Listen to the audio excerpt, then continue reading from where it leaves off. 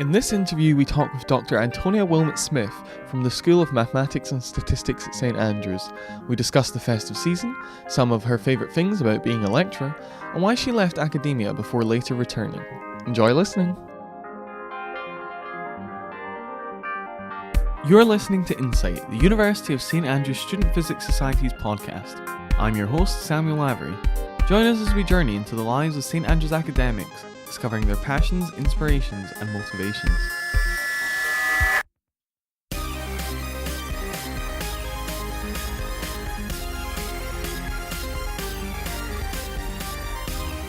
Today on Insight, we're interviewing Dr Antonia Wilmot-Smith of the School of Maths and Statistics at the University of St Andrews. Thanks Hello. for joining us. Hi. So what are your positions here at St Andrews then? Well, I'm a lecturer in the School of Mathematics and Statistics, and I'm also the Director of Teaching for the school. That's it. That's all my positions. What do they kind of entail? Well, lecturing, I guess you know roughly what you expect, in that you need to prepare courses, go along, get some lectures, tutorials, grading, exams, all of this type of stuff. Director of Teaching is probably less familiar to you. That essentially means that I'm in charge of all the undergraduate degrees and the taught postgraduate degrees. So making sure the regulation is okay, checking all the modules are running smoothly, but then there's also a big part about planning for the future also. So making sure that our degrees are always okay and always anticipating the needs of students and up to the regulations of our accrediting bodies, the IMA, that's the Institute of Mathematics and its Applications, and the RSS, the Royal Statistical Society, these types of things. So it's kind of future-proofing the activities of the school. Yeah, checking everything's okay at the moment and will be okay in the future, absolutely. Okay. And what path kind of led you to your position here at St Andrews then? Oh, well, I came here as an undergraduate. I was actually admitted to do medicine, but quit even before the very first lecture had begun of medicine and decided mathematics was the way forward. No, I didn't. I decided mathematics and physics was the way forward, but I dropped physics after a year because I couldn't cope with the labs. I just couldn't get them to work. I was not a lab person. But I then went into mathematics with an applied focus, so very much on the border between mathematics and physics. And I stayed here for a PhD as well, which I did with Eric Priest in the Solar Group. After that finished in 2007, and I went over to Dundee University, across the bridge all the way over to the other side of the Tay, and I took up a fellowship there. So STFC, one of the research councils, has some fellowships, and I had one in Dundee, and when that was finished, I had a lectureship in Dundee, which went on until, well, it was an indefinite lectureship, but until 2014, when I quit said lectureship in a big rage at academia, and I decided it wasn't right. I wanted to try something else for me.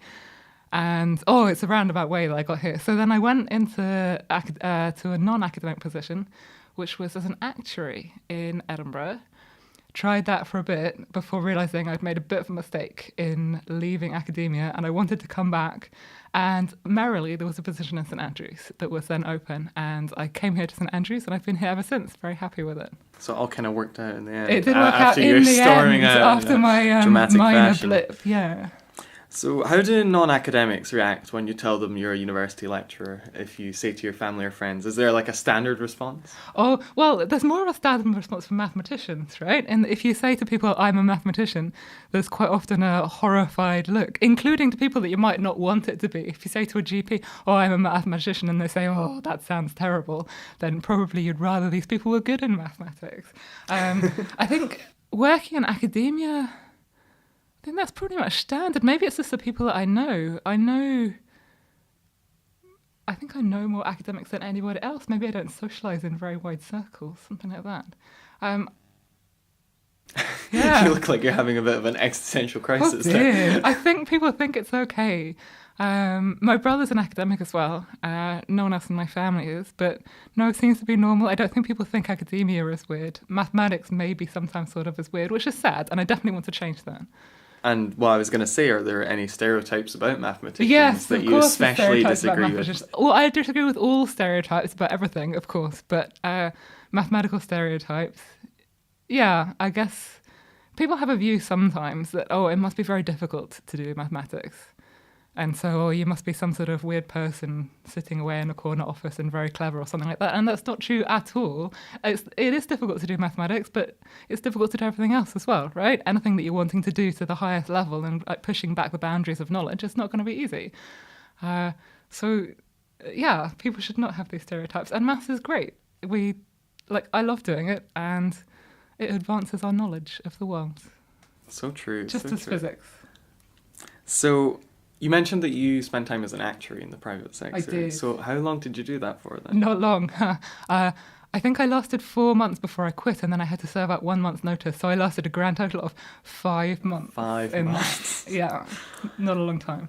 And kind of what made you want to try out the private sector then? Well, what caused this storming out? How did it all happen? So in my previous lectureship in Dundee, then it was a mixture of teaching and research, whereas here in St Andrews, I'm a teaching-focused lecturer. So that extra bit, balancing teaching and research, I think I found really difficult. So the ideal of doing research, I think, is great. And I have nothing against that, and doing research as a career would be fine if it wasn't, or I didn't find it so hard to balance against the other aspects of the job. So to balance it with teaching and to balance it with the admin responsibilities of the job. There's also the thing that when you're doing research as a career, then the more you get into it, the less it becomes about, in some cases, the less it becomes about doing research yourself, but you also having to manage research teams of other people in your group. And I think I just didn't get on with that very well as a job, whilst I really love the teaching aspects of it. And so I decided that the research bit wasn't for me and threw that away, but threw it away at the same time, throwing away all of the teaching aspects.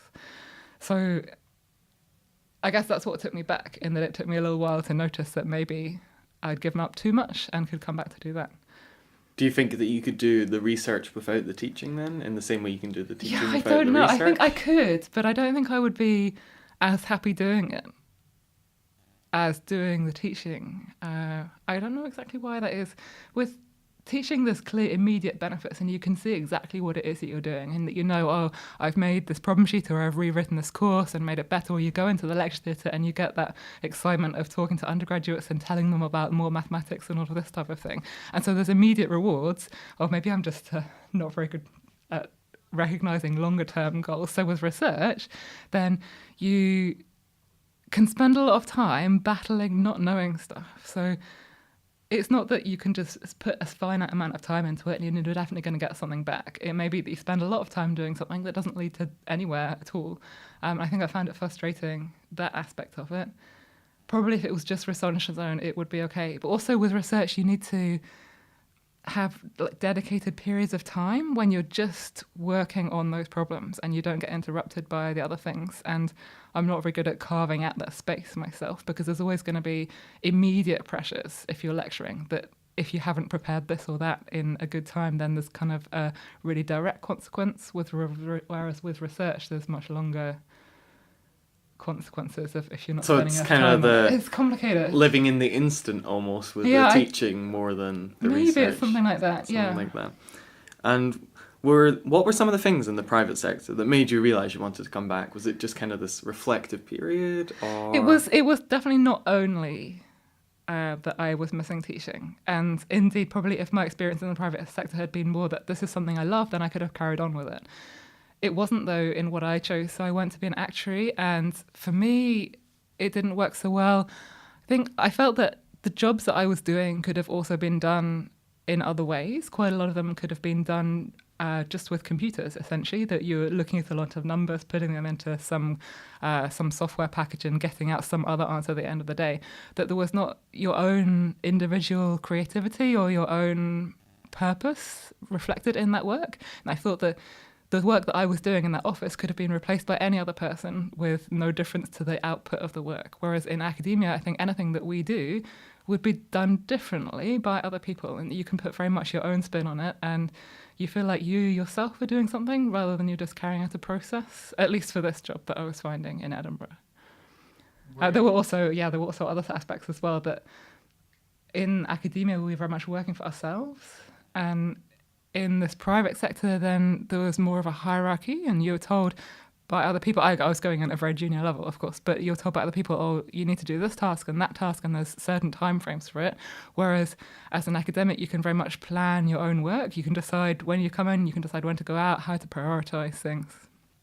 Did you find it easy to get that job and kind of make the transition? Were you working with other people who had PhDs and the same kind of qualifications? I I don't know what counts as easy. I applied for a few Sorry, that's jobs possibly and got them poor all. phrasing. Yeah, I didn't have any trouble getting another job. I had like several other job offers, and it was not a problem to choose one of them.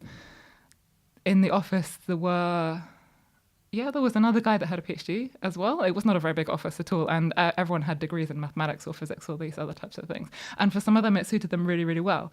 And they will have for sure seen other aspects of the job that are valuable to them that I hadn't appreciated, I think. And I definitely don't want to say, oh, this career is for no one, because clearly there are also people that love it as a career. It just didn't suit me personally. So, I mean, you've covered this briefly, but like, do you think that there's like many more significant differences between the work environments? I mean, obviously they're different jobs, but do you think it's just the mental stimulation maybe that you didn't get for the actuarial work?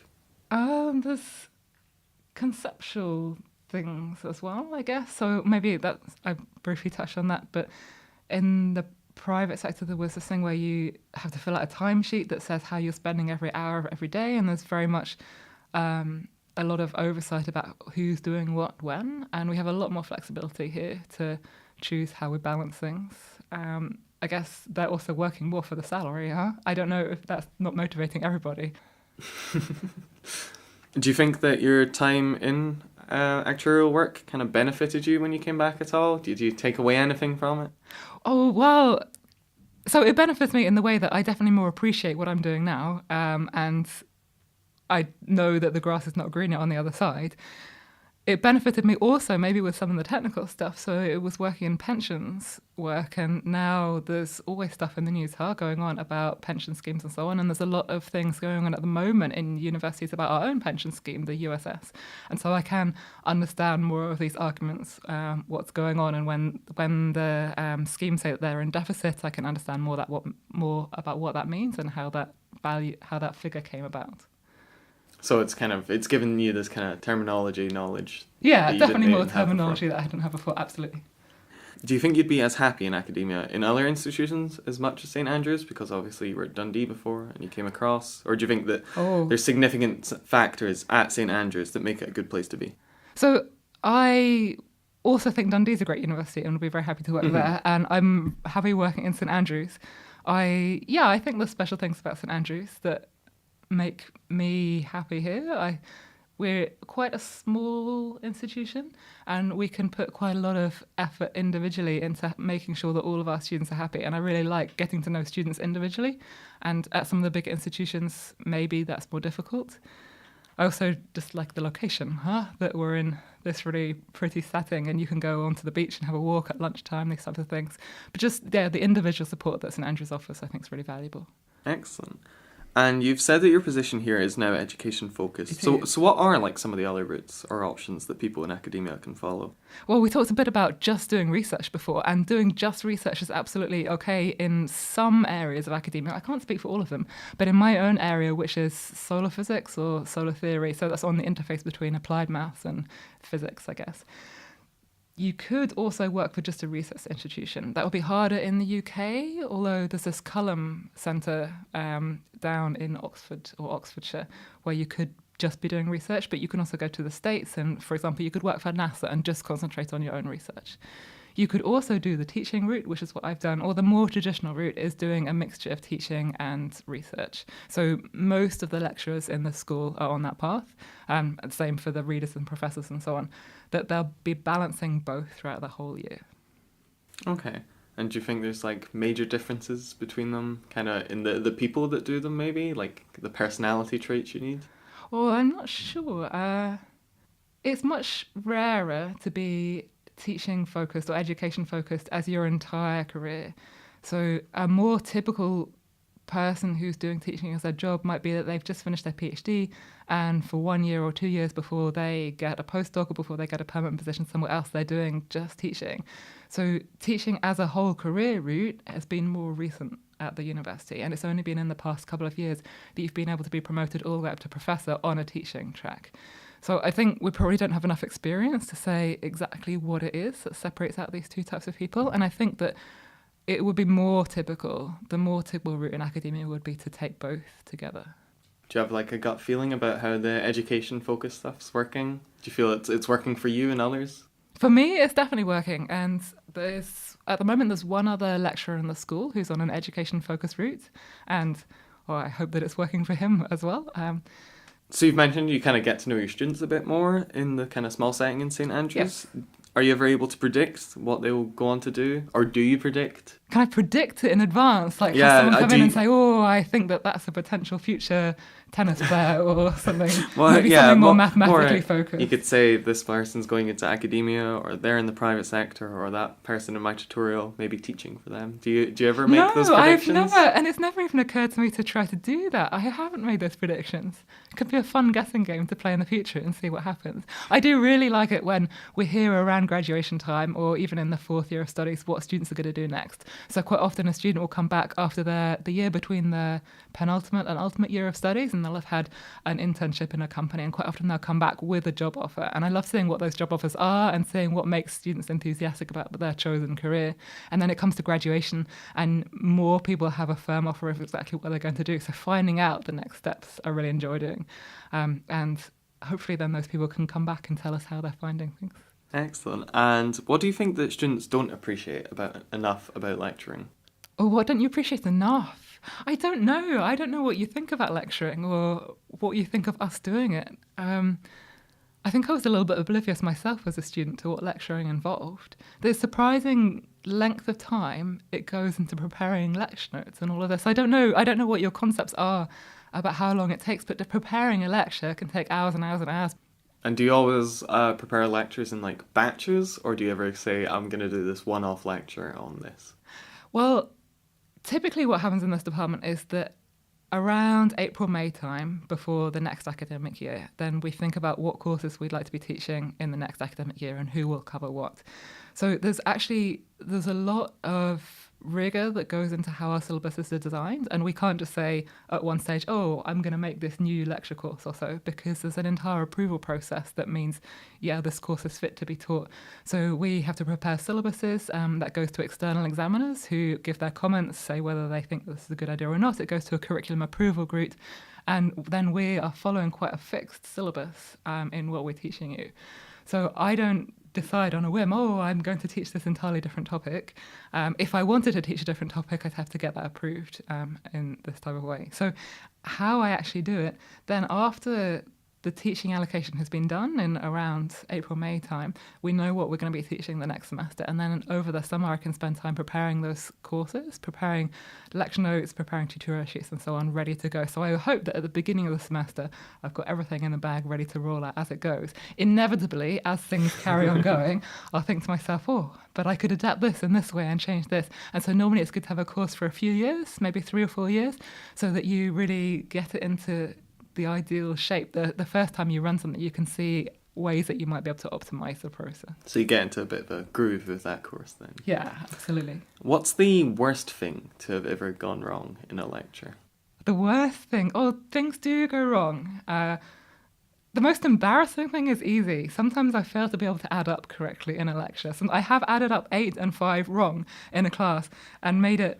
I also can't do it in front of this is why I can't do adding up in lectures. So things can go wrong. But I think those typical errors, adding up something wrong, getting a minus sign wrong, these types of things are actually probably less important than errors that we might not even know about. So if something like adding up has gone wrong, normally a student will point it out or a notice along the way and we'll be able to correct that. But if you're in a situation where you're explaining a concept, a new concept for the students in what you think is a really clear way or so, but actually the students aren't getting it, unless you can get feedback from the students to say whether things are going okay or not going okay, they actually might not understand what you're saying. And so the worst thing that could go wrong is that I've explained a concept, but the students haven't understood it. And I hope to avoid that. I hope that I avoid it by making sure that the students are on board as we're going on in a lecture and so on. But I couldn't exclude that that's actually happened in one of my lectures. So if that's happened, that's the worst thing. And if that happens, students should come and chat to us and we can definitely improve stuff. Excellent. No, the lecturers are all very approachable. What are some of the enjoyable or rewarding aspects of being a lecturer then? I think almost everything. Maybe not quite everything, but a lot of things are rewarding. So that we can go into a classroom and we can help convey areas of mathematics that are new to you is for me, that's the best thing about being a lecturer, I would say. So seeing students learn things, seeing students progress through their degree. They come into us that they just know some high school mathematics, but leave and that they're trained in the groundbreaking areas of research. Literally, by the time you've done level 5 courses, you're learning the forefront of knowledge in some of these courses. So just seeing that transition as you come through in not very many years, from being a kind of trainee novice mathematician to being someone who can go off and go into an employment or to take a PhD, and seeing the students come through, I think that's a lovely answer. Yeah, that does it. From your time as a student and lecturer, have you noticed a change in the number of women studying or lecturing maths? Oh, there's a notice in there. And saying have I noticed in there means what have I myself seen? When I was an undergraduate student, I think I was pretty oblivious to how many female students or staff were around me. And at the time, it was only after I'd graduated, I think I must have been asked a question or so like that I only realised that there'd been one female lecturer that lectured me during the entire time, who was Culver Roney Dougal. And it turns out it was her very first course teaching me finite mathematics, but she was the only one. And I can't even say whether I had female people be my tutor in first and second year or not. I didn't have that kind of experience to notice it. But then since I graduated from my PhD and have been in academia, I have maybe paid more attention to these things. There are a lot of conferences for women in mathematics, and when they first came up, when I first saw these conferences, I thought to myself, oh, why would anyone do that? Because you could go to a conference where you're speaking to everybody. But actually, I've changed my opinion on that entirely, and the more and more sometimes things happen that you think to yourself, actually, that's not quite the way that things should be done, or maybe we could improve this aspect of gender balance. And as that's gone on, then, yeah, I guess I've noticed these things more. So I was a first female lecturer to be appointed in Dundee for a really long time. And that was also pointed out to me quite strongly whilst I was in Dundee. Oh, there was a female lecturer a really, really long time ago, but she didn't make it. She went off and did something else.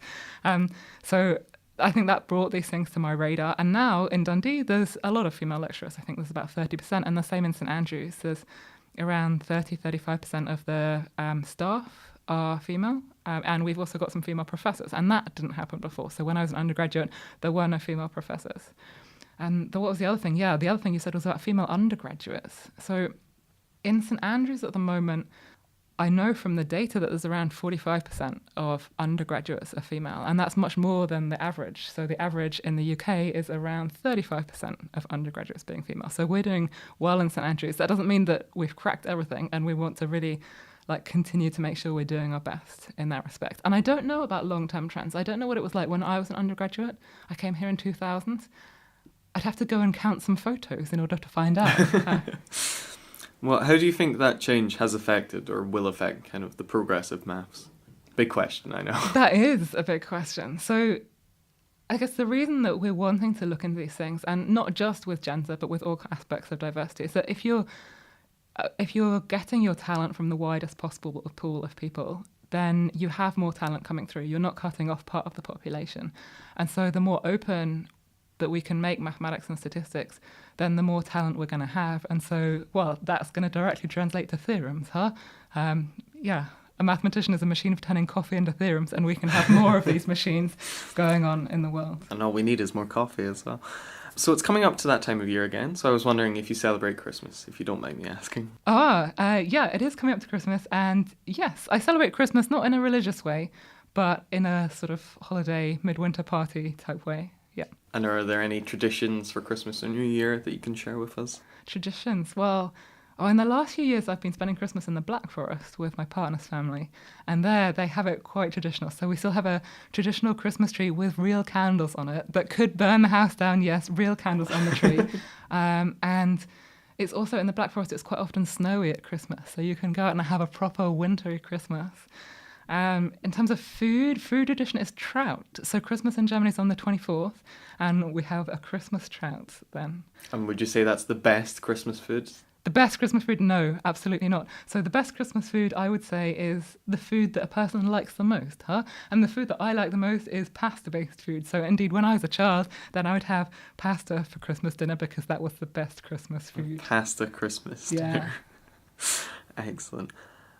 What is the gift that you feel most guilty about getting someone else? Something that wasn't well received, or was it a last-minute buy, maybe? Oh, guilty. I don't think I feel guilty. I'm not very good at doing things last minute. I tend to plan things way too far in advance, and I don't think I've got last minute gifts. And maybe not guilty. I think the worst Christmas gift I've been giving is that for a while I gave my father Toblerone as a gift. It turns out that he doesn't like Toblerone, but it's been many, many years until that has actually got realised. So, yes, so I'm sorry, my father, for all of the Toblerone that you've been given over the years, and now you will not get Toblerone. Excellent. A learning opportunity. Yeah. So, what was an area of maths that you struggled with as a student, or even today? Oh, well, the thing about maths, right, is that it's not easy. It's not that all lecturers just understand all mathematics in a flash. It takes time, and you have to study and go away and make that effort. So essentially any new area of mathematics that you're studying is not going to be easy at first sight, and the same goes today. When I was a student, having said that, what did I struggle with as a student? One thing that I've struggled conceptually, I think, with, or appreciating the value of, is analysis. And that in the analysis courses that I took here, I always thought to myself, I don't really know why we're doing this. We could just add up the numbers and we don't need to look at things in so much detail. But since then, I've realised I was entirely wrong about that. And not only is it really important to look at these things in such detail, but actually there's a lot of analysis that is applicable to applied mathematics. So as an applied mathematician, there are a lot of research areas where having a strong grounding in analysis is really important, including in solar physics. And so I struggled knowing that as an undergraduate, and that would be maybe something that we should look at conveying to current undergraduates. Okay. And when you do your work, do you do it to music, or do you have TV on in the background? No, neither of these. Or do you need to focus? No, I have to focus. I guess if I'm maybe reading something that is not technical, I could listen to music in the background. In reality, I don't. I don't even have any music listening system here. I absolutely have to focus. And I always sometimes think to myself, if I've got a pile of things to do that don't take a lot of brain power, you have to just read over a bunch of documents or so on, then I could maybe listen to TV at the same time. But actually that turns out not to be true, and I quickly realised, no, I have to go off and just have quiet. And that's the same, so we've all got individual offices here, and I think that's just because you need to sit and think on your own, and distractions are not good for thinking. Okay. And do you have any pets? Or if you were to get a pet, what animal would it be? Have pets? I don't have any pets. No, I have absolutely no pets, because I can barely keep houseplants alive, and keeping pets alive, that would not be a good thing. So if there was some magical process by which the care of the pet was made sure to be definitely fine, maybe I had a butler or something like this that could take care of a pet. I could have a cat. My partner's allergic to cats, so I'd have a cat if he wasn't allergic to cats.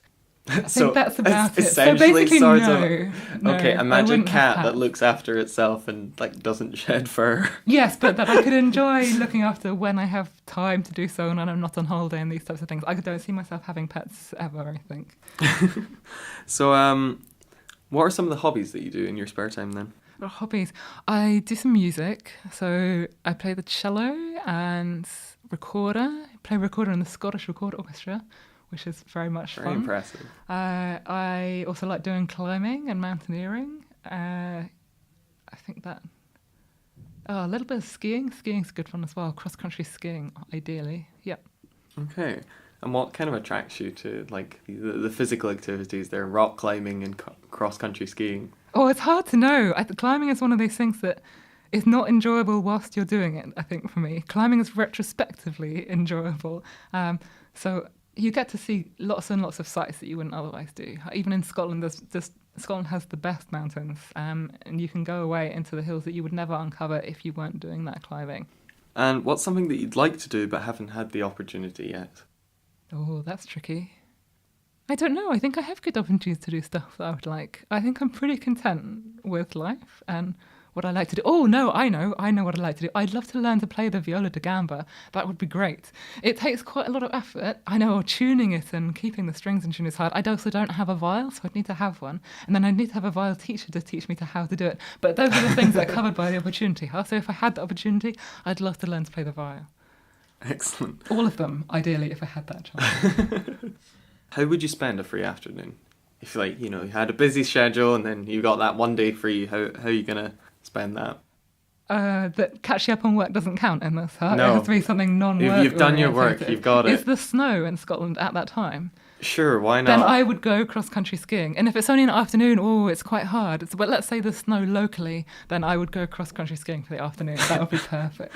Okay, so we're moving on to the quickfire round, so Okay. you can answer these a bit quicker. But Okay, if you want to I'll try. expand, feel free. So do you have a favourite music genre and favourite song? Yes, the best music genre is Baroque music. Should it be more specific? Is that specific enough? Well, yeah, no, that's good. Okay, Baroque music is the best music genre. Favourite song? Oh, that's harder. Renaissance songs are the best songs, I think. I like solo songs, preferably sung by a countertenor. There's John Dowland's are absolutely amazing, and his Flow My Tears has maybe influenced me most. There's another song, Thomas Ford, Since First I Saw Your Face, that I love as well. I could just listen to endlessly. Which one of those two? Maybe Flow My Tears. But it has to be sung. It has to be sung by the right person. And if it's sung by the right person, then I could take that as my favourite song. Flow my tears, fall from your springs, exile forever let me mourn, when night's black bitter saddening. So do you have a favourite non-academic book? Oh, a favourite book is harder. Or something that I'm you've not read sure. recently and you're really enjoying maybe? I really like John Steinbeck and Margaret Atwood, Ian McEwan, Sebastian Faulks, these types of people. My favourite, maybe the book that I think of most often, or maybe has influenced me as a single book, is one called On the Beach by Neville Shute. Okay, Read it, it's great. will do. Would you rather read a poem or a play? Oh, can I choose neither? Yes. Neither, thanks. Choose a book. Which production would you like to meet the cast of? A movie or a TV show, theatre or musical show? So this question, you told me in advance that you would be asking me about 3 days ago. And since those 3 days, I've still not been able to answer it unless, does the cast of a documentary, who aren't actually the cast, but the people being filmed by a documentary, does that count? Is that a bit tenuous? I guess. I That mean, might be too maybe. tenuous. Is it like a village of people or is it like one family? No, well, so there is a documentary that is tracking Leonard Bernstein conduct a recording of West Side Story with Jose Carreras in it and Kiri Ditanawa in it. And if I could meet the cast of that documentary, that would be amazing because then I get to meet those guys. Otherwise, I don't know. I think my closest approximation is the cast of Baldric. No, it's called Blackadder. The cast of Blackadder. So I could meet Baldric and all those other guys. Yeah, the favourite might be Baldric. Okay. What is your favourite comfort food? Is that just favourite food? My I favourite. guess so.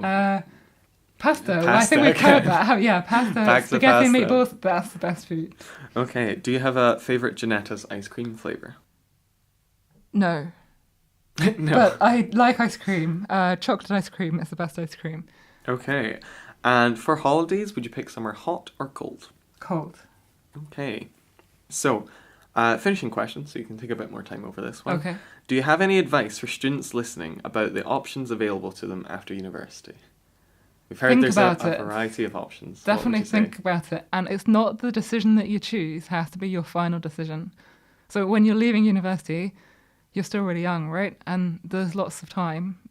Whatever you choose when you leave doesn't have to be the thing that you take for all time. So think about what you're doing, but don't feel like you're committed to that's the only option and that's what you have to do for your career. Okay, that sounds some good advice. Wow. Well, I don't know, hopefully. Fingers crossed. Yeah. Dr Antonia Wilmot-Smith, thank you very much for joining us today. Thank you for having me. You've been listening to Insight, the University of St Andrews Student Physics Society's podcast. I was your host, Samuel Lavery. Thanks to all the wonderful academics of St Andrews. Join us in the future as we learn more of the people making our education. This podcast was produced by myself and our publicity officer, Connor McBride. To find out more about the Physics Society and what we do, please find us on Facebook or Google St Andrews Physics Society for our website. Goodbye!